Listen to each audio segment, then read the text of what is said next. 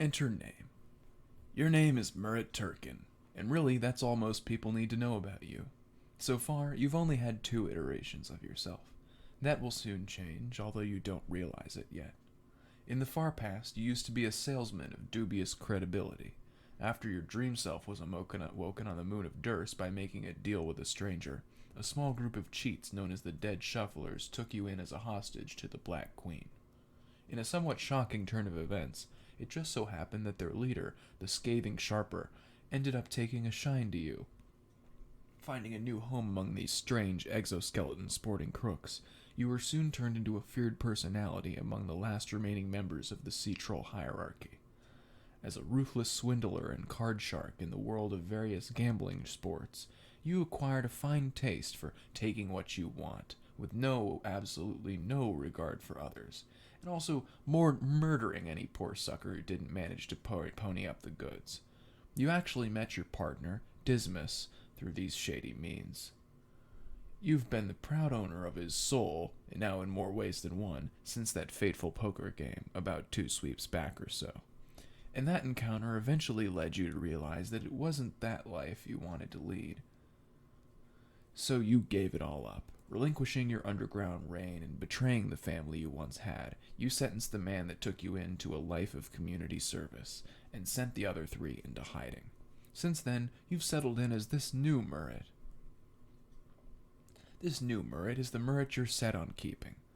And as with any proper personality, he also has a number of interests. Oh my god, that's a Dismas body pillow. And, what I think is Evangelion and then, Snuffleupagus? Oh, that's Pulp Fiction. A lot of your time has gone into fulfilling your end of the bargain with the aforementioned stranger that woke your dream self, with a subsection of it being devoted to trying to give him the slip. These attempts have all failed spectacularly, though they were quite entertaining to watch at times. Since then, you've resigned yourself to personally decoding the hieroglyphs found inside an ancient and ruined temple, which sported the visage of a curious amphibious creature you're pretty sure doesn't actually exist. And you finally completed your work on that front tonight. Other than that, you're very prone to boredom on your tropical island in the middle of nowhere. You know, the kind with coconuts and shit. They sadly don't make for entertaining company, so you've taken matters into your own hands and rigged your hive with an insurmountable number of booby traps that could kill you at any second, just for the sheer thrill of it. Dangerous fun has always been better than no fun at all in your book. You also like to collect a number of ancient cultural artifacts, most of them coming from the Renaissance. You're particularly invested in old media systems and esoteric entertainment from the time period. This collection is proudly displayed on your also lovingly procured set of televisions and videotapes, the entirety of which you leave running on something at all times, all at once. As a bit of a side hustle, you've also managed to modify the technology you uncover rather well. Many of these objects have been turned into your monitors and drones that you use to keep tabs on your friends. You enjoy waiting for them to fuck up spectacularly, and then record these moments so you can make surreal comedy mashups of their misfortunes. And despite the fact that you post these everywhere, you ensure they're accessible to you alone. Anyone who clicks on your video links is subjected to a hot load of obtrusive redirections and nasty viruses. Really, you like to think that your best attributes are the dedication you bring to all these hobbies. None of it even comes close, however, to the sheer magnitude of effort you put into showing your affiliation with erotic countercultural art pieces. The hentai art movement in particular made a lot of waves during its prime. Truth be told, this didn't start as a genuine personal interest. Rather, it was a response to another's interests, a countermeasure to show him how utterly shitty his beliefs are. And sometimes, in order to really prove a point, you need to take that extra step. Countless hours of research, reading, watching, and going as far as making a dungeon of solitude in relation to it, all to make the guys much more believable. It's gotten so bad that you're not even sure if you're still doing this facetiously or not. But other people don't need to know if you're being honest, and neither do you. It's all part of the show. Your troll tag is Unclapsed Kahuna, and you speak in a staticky manner that no one even gets. What will you do? Murrit. Fondly regard past Murrit. Oh shit. Oh, I didn't load the images. I didn't do it. Okay. So, if you just look away from the screen for a minute, I'm going to go to where the end of the episode is, and it'll load everything, and we're just going to go backwards. Dumpty dumpty dum. Don't worry about it. Okay. I think we got it. So now all of those are going into my cache or whatever it is. Okay, we're good. Murrit. Fondly regard past Murrit. Hey. What is there to fondly regard? Murrit. Examine the copious amounts of shades. This is your shutter shade collection. You have 52 pairs in total, and you like to switch them once each Weiss per half sweep cycle. They're a staple of your wardrobe that subtly hints at the hidden depths of your personality, keeping your eyes open, yet concealed from onlookers at all times. Pfft. Nah, as if. You just enjoy the simple pleasures of being kinda weird. Your idiosyncrasies carefully cultivated for maximum aggravative potential. Your friends love it. Murrit, examine Launchpad. You frequently use this thing when you're working on your video mashup collections. Really brings it all together. That's the power of wacky effects and deep frying. Each button has a specific function attached to it that messes the video up something fierce, although some fall on the more useless side of things. This one, for example, is just a long clip of someone screaming. You proceed to press the button and listen to the anguished wail for many minutes. Murrit, examine mysterious ancient entertainment hubs. They're not really that mysterious, just really old and outdated televisions. You cherish them regardless, as per your previously stated esoteric and eclectic taste. These films and shows are all hundreds, if not thousands, of sweeps old. You're only able to watch them due to the stray wreckage you gather and repurpose to this end. Well, that and these tapes are supposed to be virtually indestructible. You guess you could watch the one show that's still airing on modern era television, but the drastic decline in quality gives you a bit of pause. On the other hand, you like to leave the good shows playing on repeat, the ones that make you contemplate your own existence, as much as you contemplate the workings of media itself. Murrit, examine Dismas body pillow. It's got fluff where the... Great. The absolute pride of your entire collection. You made it yourself. What is up with this cube? It's not possible. It's just got a corner that's all the same color. Wacky. Ordinarily, this sort of thing would be used as part of an imaginary physical courtship ceremony, but you and he have long since crossed that particular bridge. You just like having him around whenever you want him. Oh, yes, I suppose I should explain what that means. I've brought up quite a few terms that have been left explained thus far. Let's get that out of the way now, shall we? Explain species mating procedures. Droid is active. Feelings, and how to destroy them. I will keep the social aspect of this relatively brief, as we're meant to return to it at a later time.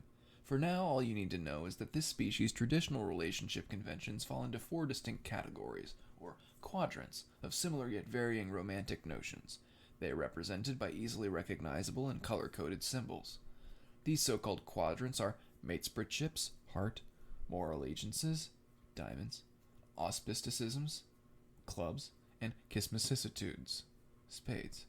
The flushed and pitch quadrants are the ones currently relevant to our discussions, the former being characterized by a tender, more compassionate form of love, and the later being much more tumultuous and contentious, but both nonetheless equally as affectionate and important to those trolls.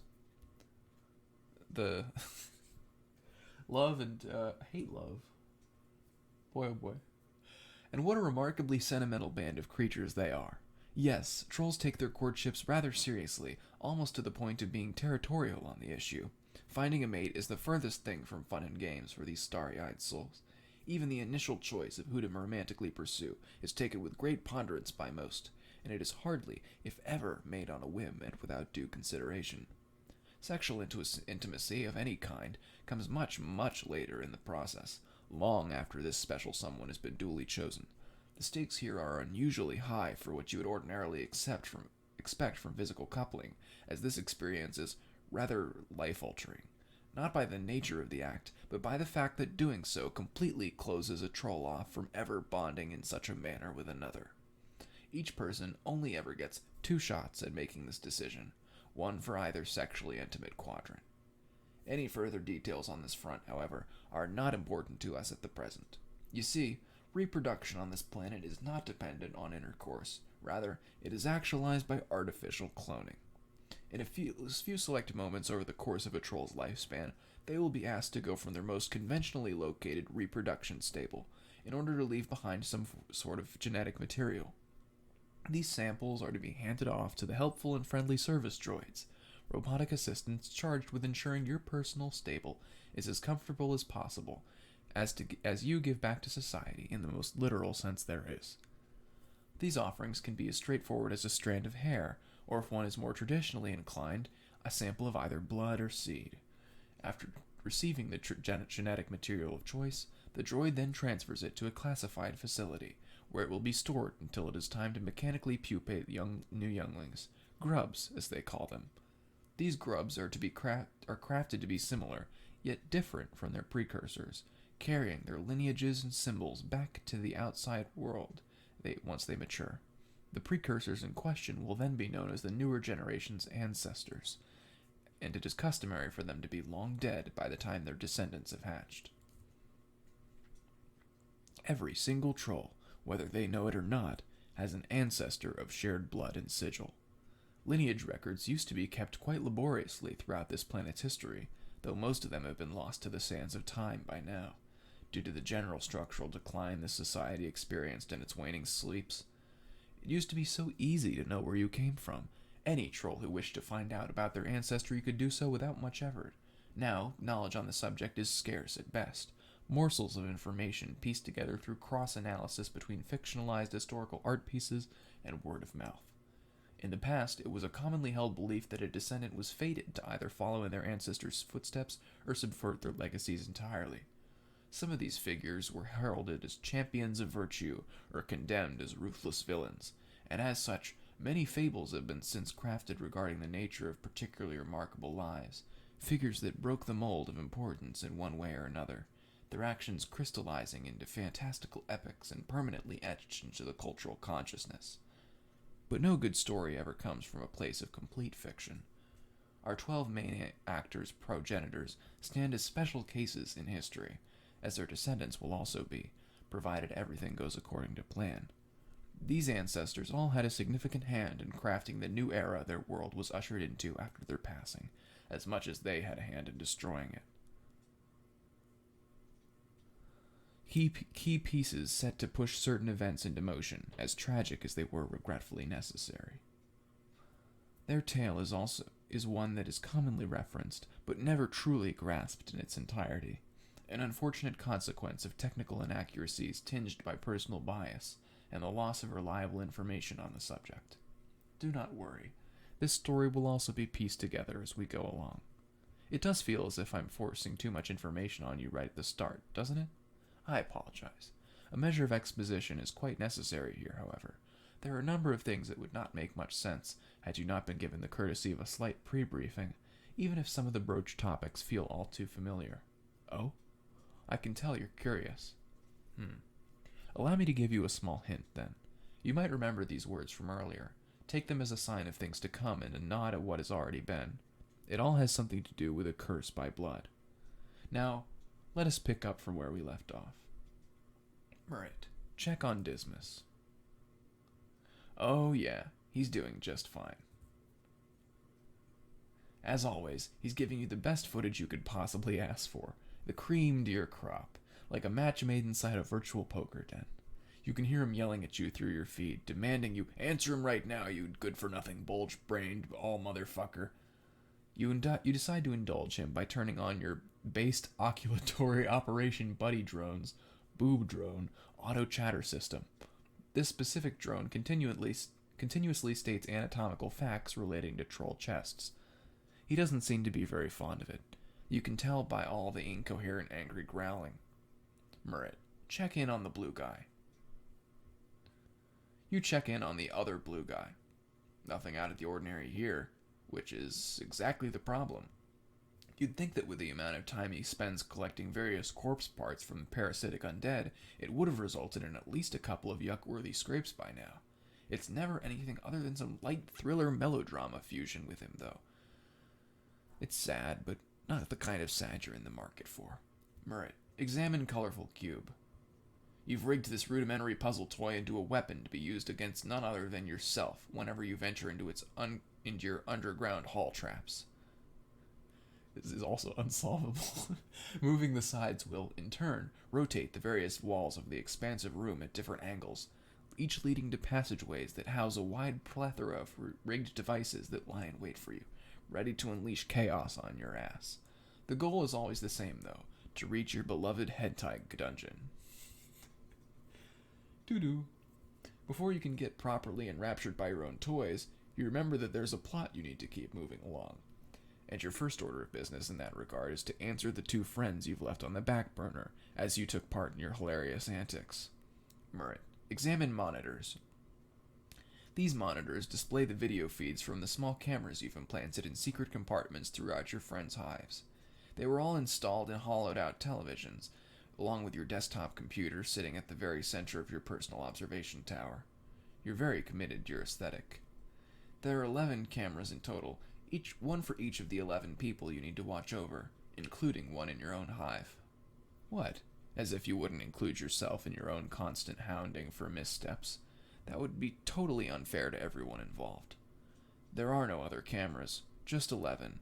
There are especially no cameras for an as-of-yet undisclosed 12th party. As far as you're concerned, 11 is the only number that matters. A look at some of these. Oh, Albion is crying? Or just worried? Taz is punching a hole in the wall. Caller is drinking shit wine that he hates. There's Arccheck. Who is missing from this? I actually can't tell. I'd have to go through the colors. Red, orange, yellow. Oh. Murrit, examine desktop. Your desktop is an abhorrent hodgepodge of, oh fuck, I didn't load this page, of toolbars and obvious spam that you are carefully cultivated in order to slow down anything you try to do. You also use the worst browser you could find, Galena, because, whoa, it's so shit it didn't load. F5? There it is. Ugh. There's Junko Enoshima, and there's some hentai. There's Toontown, and there's a Bonzi Buddy. And it looks like Windows XP. Anthroporium Municipality, I guess, is what Toontown is. It looks like shit. Your desktop is an abhorrent hodgepodge of toolbars and obvious spam that you carefully cultivated in order to slow down anything you try to do. You also use the worst browser you could find, Galena, because you're no coward and enjoy surfing the internet on hard mode. Your Scorp theme is Tit-tastic Temptations. You would think this is a custom-made theme, given your now twice aforementioned eclectic tastes. Unfortunately, it is not. Not unfortunate for you, that is, but certainly unfortunate for everyone else, including myself currently. What regrettable turns of fate your planet has taken to lead us here. Regardless, you left a rousing game of Anthroporium Municipality with your friend earlier. Blue Dog must be wondering where you went. Murrit, answer Blue Dog. Or WA began trolling UK. Are you alive? Nah. Oh, alright. Guess I'll go lay down or something. Hey, whoa. Can't just be sleeping peeping on this here night. You knew the drill. It's game time. Well, it's been game time for a while now, and it was great, but then you vanished and left me all alone. It sort of ruined my flow. Oh my fucking god, you wise ass mini lungs. You are the only one with the real deal on know-how this on this front, and you thought I was still aching about on small potato fry pseudo feels. Badly rendered games where you flap your arms in a barren void with politically undertoned furnishings is my favorite kind of game, but you know the big deal is starting to be pushed out right from under us. You talk of big deals in games, but in my eyes, these are just alternate words for things like, say, harassment or twisted flights of romantic fancy. I guess it depends on what you want to call it in the moment. It's probably both at the same time. Woof. Whatever, did you see him tonight? No, don't know why. He should have been here. That's partially why I was going to take a short snooze. Figured it'd be worth a quick check. Or, if that doesn't happen, a brief visit to Dreamland before everything else starts getting hectic. Oh, they're referring to the Boner Man. He's the only other one who's encountered the Boner Man, I think.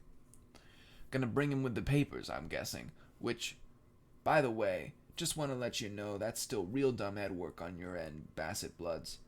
Why read about what doesn't matter in the long run? They're gonna be touching and feeling all up on destiny and end form righteousness soon enough.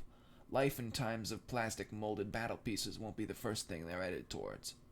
Yeah, well, it was just a bit of a stunt at first, but I started and didn't feel right stopping. Had to keep it going, like a civic duty. Not even really about the content. Provides a nice visual and makes a testament on how outrageous it's become at this point. Haven't done that yet, so I might as well. Sounds like a big excuse to steal my flavorful stylings. Don't forget to be who you are. I know you don't have much of a personality besides everyday normal guy, and I know you're getting that through your thick pupper skull, but you know what? There's another thing inside of you, and on the outside of you, and it represents who you are. It's called being a dog. Am I not being that enough with how I literally make dog noises to show how dog-esque I am? Well, dogs can't talk, can they? Oh, right. Woof, arf, bark, bark. They can't type neither. There we fucking go. Now you're 100% original. You got it, doggo. Now hurry up with the Z's. You don't have more than a couple of hours before first impact. For sure. Nighty night. See ya. Murrit, answer the other troll. There's Calder. Grandiose saturation began trolling on Clap's kahuna. Hey. I have to think up a voice for Calder real quick. Hey. So, I believe you told me that everything is going to be upended, correct? What? What? All of those things you spoke of earlier, about us taking action in the starky imminent planetary destruction. Oh, right, those things. Couldn't understand you between the golden shovel you got caught in your throat and the flagrant jackhole taking over your visage. You petulant wriggler, what has become of you? You used to be such a distinguished individual. Oh, God. Are we clubbing doing this? Apparently we are, and now I have even more to say. First of all, you do not deserve to use any sort of marine-based wordplay, especially not in my presence. Second, just don't make fish puns at all. Ever. Okay, I'm sorry, bro. Thought you would appreciate a player playing into your hand. Aren't you the entire world's supply of royal function reclamation, or at least one who ruminates it by the fire under a priceless painting of an aquatic merbivine? I am. And one of the only two of us left from our specific place in the hierarchy for expanses.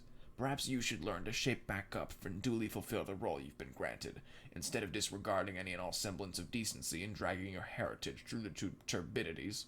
It would do you some good, despite how little value you hold as a member of your strata at this point.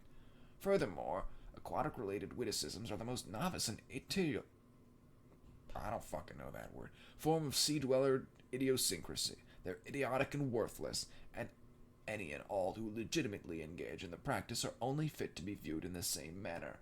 It is my belief that the reason it became such a widely understood convention in the first place was due to nothing more than a bad joke taken out of proportion, and so I will continue to view them as such. Do I gotta respond to this? Didn't understand what the fuck you just said. Yes, you gotta. That is how conversations work. Okay, but consider the fact that I don't wanna. You don't wanna? Once again, a rather poor and juvenile excuse. You never want to do anything of real importance, it seems. This is a serious issue that we need to discuss, but I'll relent for now. I wanted to come here, civilly, with a different topic to begin with. You're the one who started a scene by deciding to respond with petty insults instead of answering my inquiry properly. Yeah, some questions. You never addressed me in the original one. You never addressed the original one, but I'll take it as a positive response on the matter regardless, since I was only seeking verification. My more important piece would be regarding any potential preservation of belongings. I understand that most things will be lost, but is there any method, besides the obvious, of sparing a portion of them, to your knowledge? If you already know, then why the fuck you asking? You said it yourself. Most of it is going to be vaporized, and I said that was the point that Glyphix made crystal clear. We're not going to be here anymore after these giant rocks crater our lives into the ground. No more living spaces, no more cushy ego-stroking putt courses, no more divine wines, and defo no more of your hoity-toity pleasure sword pack and gender politic groups rabble-rousing on the streets about how they live on a higher plane just because they don't have any plush chest tanks. It's just going to be us wherever it is we go from there into the void of new beginnings. So you best be ready to readjust your life plan. Think it's high time you got to doing that.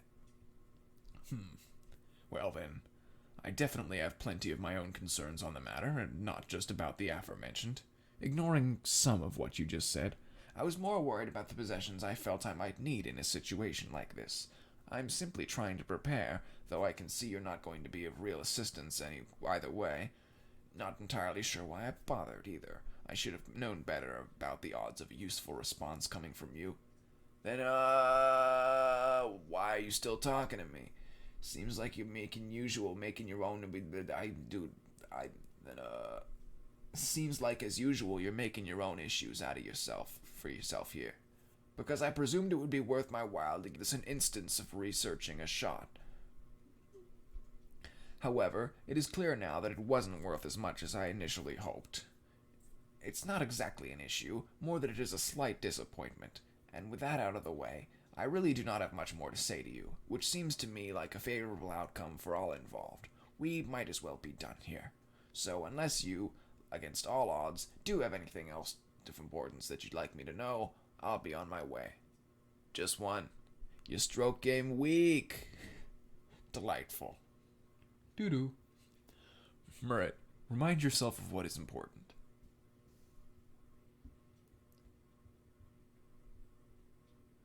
You think you've had enough of the so-called natural order of things for approximately the rest of your entire life. It's time to have some fun before the real show starts. And so, your part is over for the moment. As you pursue your little thrill-chasing detour, we will move on to our very last introduction in this section. Let us try being the blue guy once more. Ah, there we go. It seems the final member of our initial half-group is available to us at last. As we've seen, he's one of the two aforementioned blue guys. We are not yet in a position to reveal his true name, that comes later, but the nondescript moniker fits him just as well, or so you would think. Truly a pity. Regardless, we will have to patiently wait for when the opportunity for a formal introduction presents itself. For now, blue guy, look at papers. Time check. I guess I'll cut it. Yo.